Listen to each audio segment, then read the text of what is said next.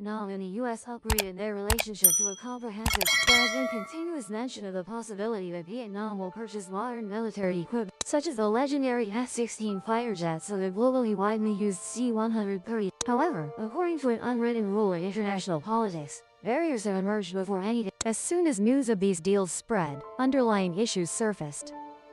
From Washington, calculated recommendations were made by scholars and influential figures. This is not just a weapons transaction but also a test of loyalty placed on the negotiation table.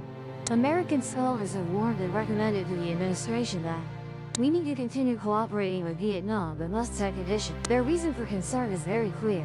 Vietnam is pursuing an overly independent. On one hand, Hanoi is strengthening military relations. On the other hand, they just broke a nearly two-decade precedent when Vietnam's leader visited North Korea, an action that U.S. organizations emphasize, while also signing major contracts for upgrading air defense systems, submarines, and fighter jets. They look at those moves and say that Vietnam needs to choose sides. They recommend that the U.S. administration should promote the sale of F-16s and C-130, but must include unprecedented political terms. According to proposals from these scholars, to purchase F-16s and C-130s, Vietnam may have to face two important requirements. First, Hanoi will need to reduce or even end defense cooperation with Russia, particularly to prevent Moscow from exploiting companies or joint production facilities in Vietnam to avoid international sanctions. Next, Vietnam needs to terminate diplomatic and defense relations with PLA. For just a few aircraft, the U.S. has set so many conditions. Is this an aircraft purchase deal or a contract to determine Vietnam's stance? The U.S. goal here, beyond economic interests, is a larger objective.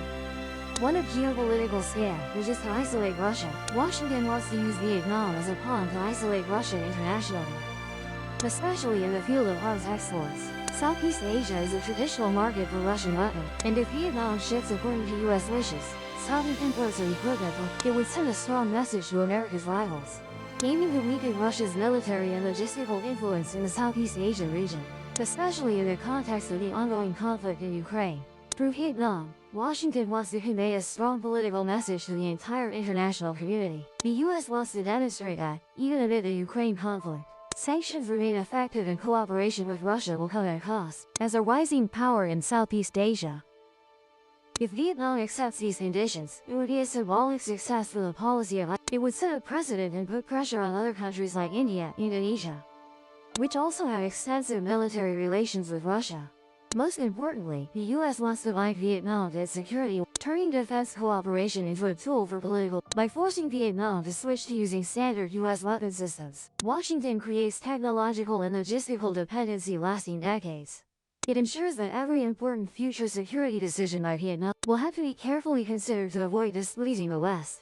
For Vietnam, this demand is no longer a simple transaction, but a dangerous trade-off, altering our steadfast stance. The U.S. conditions are considered unrealistic and violate two fundamental principles that has shaped Vietnam's defense and foreign policies for decades. First, not joining military alliances, and second, not aligning with one country to oppose another. 4. No. Bamboo is flexible but its roots are extremely firm. If we have to choose sides just to buy a few aircraft, then it's no longer cooperation, but rather trading away our own strategic autonomy. We cannot sign a contract where the price is our decision-making power over future security decisions. A structural collapse risk from raising questions. If we cut ties that the U.S. wants Vietnam to cut, what would we lose? The reality is over 80% of Vietnam's current weapons from the Su-30 Mk2 fighters dominating the skies, S-300 air defense systems guarding to the Kilo 636 submarines patrolling the oceans, are all built on Soviet-Russian technology founded. Cutting ties with Russia means dismantling the entire defense structure that's operating stably. The logistics systems, technicians, software, all are tied to Russian standards. Once that supply chain is blocked, numerous key weapons will gradually lose combat hit and become flying scrap metal that can't actually fly due to lack of spare parts and regular upgrades. The Kilo submarine fleet without genuine spare parts and updated sonar systems is no different from cold metal blocks lying still on the seabed. Suppose we agreed to completely switch to American systems, that cannot happen overnight. The transition process to platforms like F-16s, C-130s, or Patriots requires the comprehensive restructuring process, synchronizing control systems, radar, pilot training, and changing entire combat doctrines cannot be done overnight. According to many experts' estimates, just synchronizing control and maintenance systems will cost millions of dollars and take decades. Throughout the transition period, the combat readiness of the Vietnam People's Army was significantly declined. When a country's defense capability weakens in a sensitive area like the South China Sea, every gap can be filled, not by allies, but by forces ready to exploit weaknesses. If regional tensions escalate while we're busy replacing parts for Su-30 Hercules submarines, who will take responsibility? Vietnam cannot accept strategic risks when core interests are being threatened. Accepting conditions to switch sides for weapons means tying our own hands, giving others veto power over future security decisions.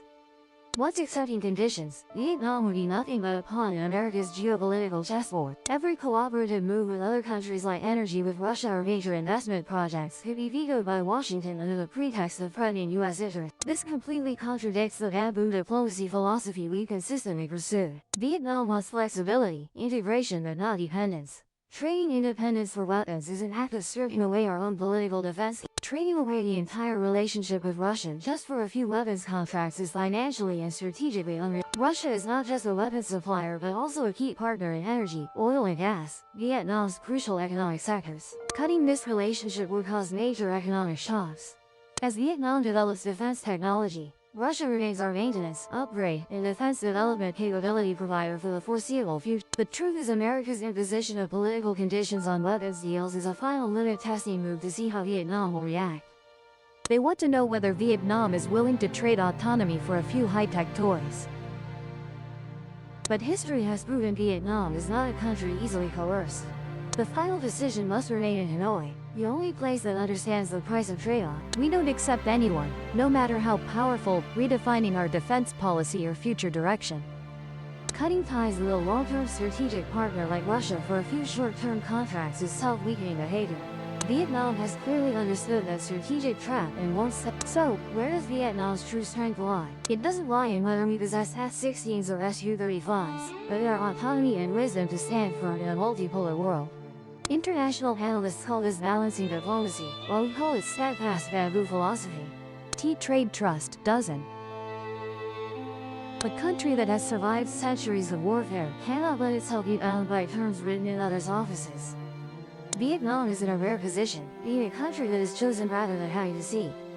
This position allows us to maintain neutrality, proactively shaping our place in a volatile world order.